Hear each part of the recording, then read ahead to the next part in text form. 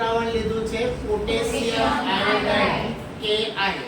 હવે lead નાઇટ્રેટની potassium iodide સાથેની પ્રક્રિયા પ્રવૃત્તિ નંબર 1.3. ઓકે, હવે આપણે એને મિક્સ કરીએ છીએ તો શું થાય છે જરા જોઈએ, નજર સામે છે. એકદમ પીળા હળદર જેવા રંગના આપણને અવક્ષેપો મળી જાય છે.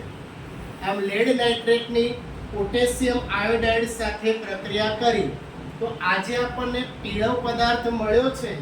એ કયો મળ્યો તો KNO3. KNO3 એટલે શું કહીશું આપણે? Potassium nitrate. અને એની અંદર જે બાકી લિક્વિડ દ્રાવણ રહ્યું પીળા રંગ સિવાયનું, એ કોનું મળશે મને? Lead iodide.